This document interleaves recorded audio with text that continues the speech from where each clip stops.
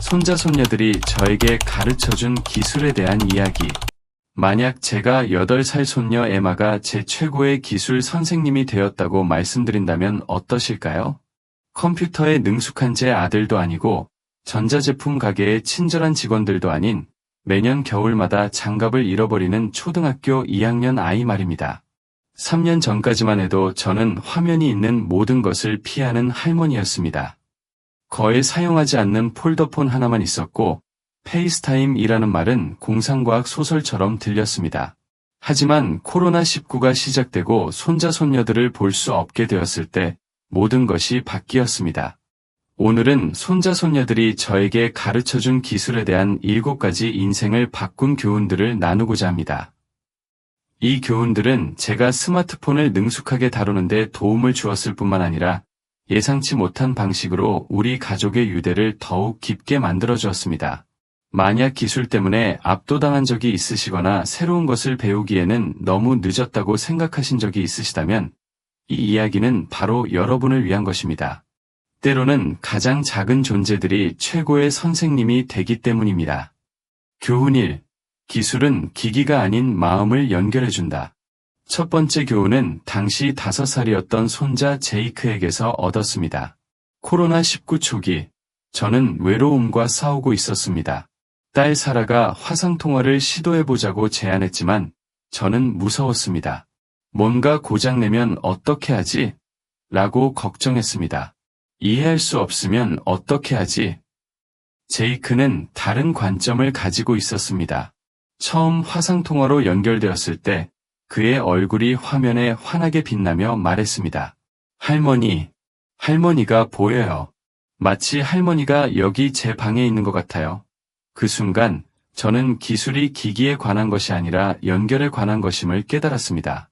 제이크는 저에게 어떻게 보다는 에 집중할 때 기술이 덜 무서워진다는 것을 가르쳐 주었습니다. 그는 화상통화의 기술적인 면에는 관심이 없었습니다. 단지 할머니를 보고 싶었을 뿐이었습니다. 그리고 갑자기 저도 그렇게 되었습니다. 이제 우리의 주간 화상통화는 소중한 전통이 되었습니다. 제이크가 첫 번째 유치를 잃는 것을 지켜봤고 에마의 미술 작품들을 보았으며 심지어 그들의 온라인 학교 연극에도 참석했습니다. 기술이 우리의 포옹을 대신한 것이 아니라 다시 함께할 수 있을 때까지 그 포옹들을 보존해준 것입니다. 교훈 2. 실수해도 괜찮다. 실수는 배움의 일부다. 10살인 손녀 릴리가 저에게 이 교훈을 가르쳐 주었습니다.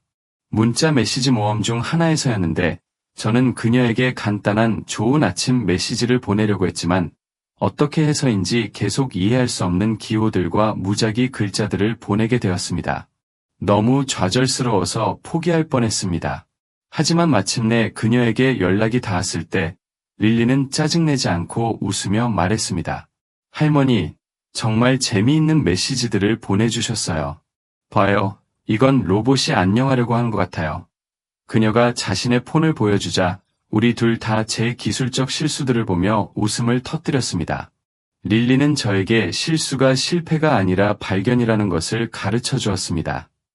그녀는 음성 텍스트 기능 사용법을 보여주었고 갑자기 문자 메시지가 훨씬 쉬워졌습니다. 하지만 더 중요한 것은 배우는 동안 자신을 비웃어도 괜찮다는 것을 보여준 것이었습니다. 아이들은 완벽함에 대한 두려움이 아닌 장난스러운 호기심으로 기술에 접근합니다. 버튼을 누르고 기능들을 탐험하며 뭔가 잘못되면 그냥 다시 시도합니다.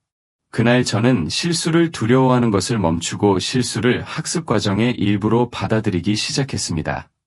교훈 3. 인내심은 슈퍼파워다. 7살 노아가 제게 이 교훈을 가르쳐 주었습니다. 새 스마트폰으로 제대로 된 사진을 찍는데 어려움을 겪고 있을 때였습니다. 모든 사진이 흐릿하거나 기울어져서 짜증이 났습니다.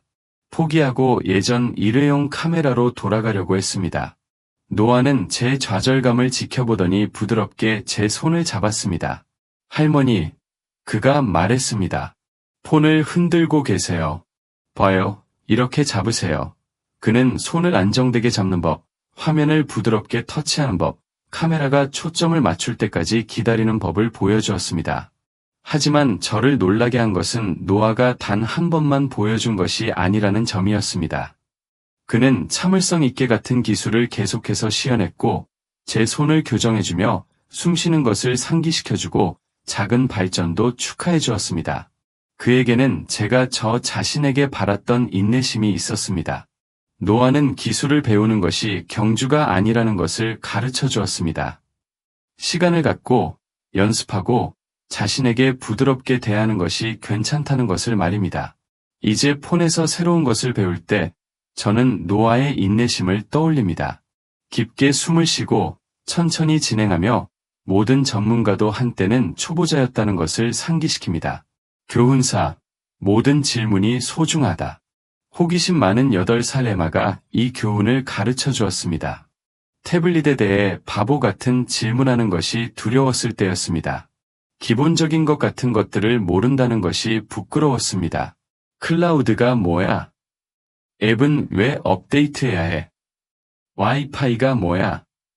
어느 날 에마가 제가 딸에게 너무 많은 질문을 한다고 사과하는 것을 들었습니다. 에마는 그 현명한 작은 눈으로 저를 보며 말했습니다. 할머니, 학교에서 우리 선생님이 말씀하시기를 유일한 바보 같은 질문은 하지 않는 질문이래요. 그렇지 않으면 어떻게 배우겠어요? 에마는 호기심이 약점이 아니라 강점이라는 것을 가르쳐 주었습니다. 그녀는 태블릿에서 새로운 게임에 어떻게 접근하는지 보여주었습니다. 탐험하고 질문하며 즉시 이해하지 못해도 부끄러워하지 않았습니다. 이제 저는 자유롭게 질문하는 할머니가 되었습니다. 폰 가게의 10대 직원에게도 묻고 이웃에게도 묻고 심지어 카페에서 낯선 사람들에게도 그들의 기기에 대해 묻습니다. 그리고 아시는 게 뭔지요? 사람들은 도와주는 것을 좋아합니다.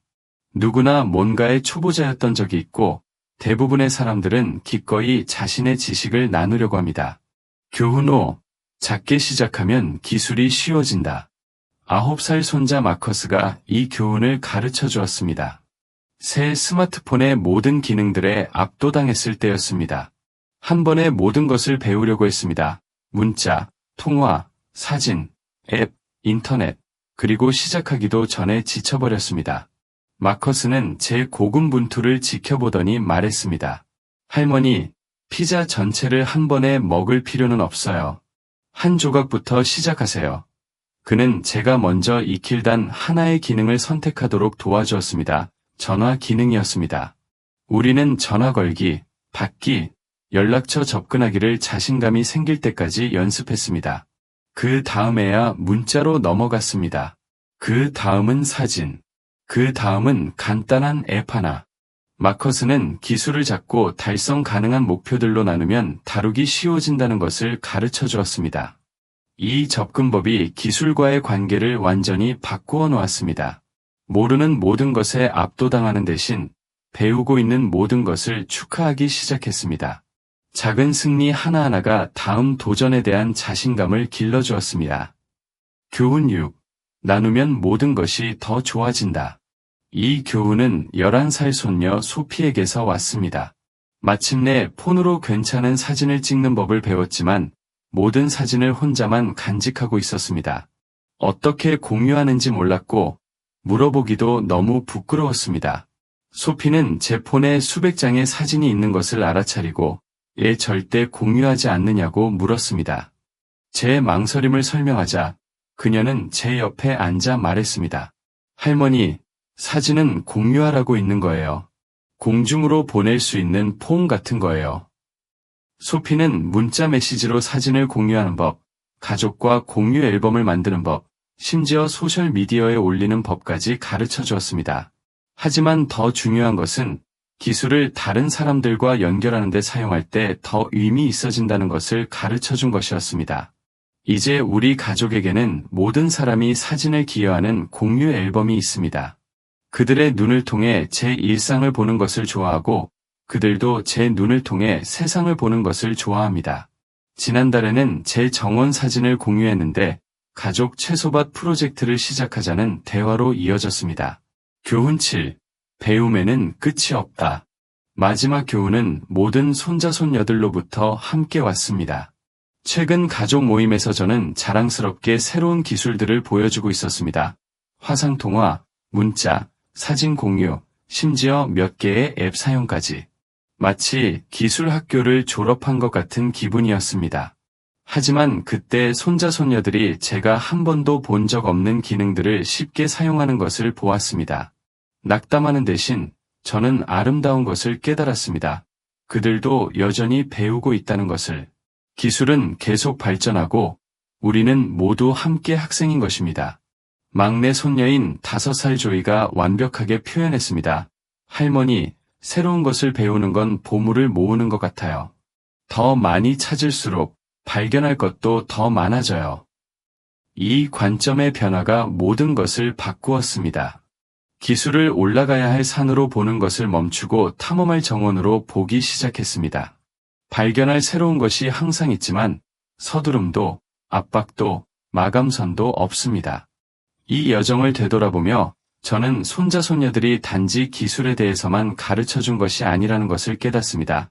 그들은 용기, 인내, 호기심, 그리고 평생학습의 기쁨에 대해 가르쳐 주었습니다. 나이가 성장의 장벽이 아니며 때로는 아이의 눈을 통해 배우는 것이 최고의 방법이라는 것을 보여주었습니다.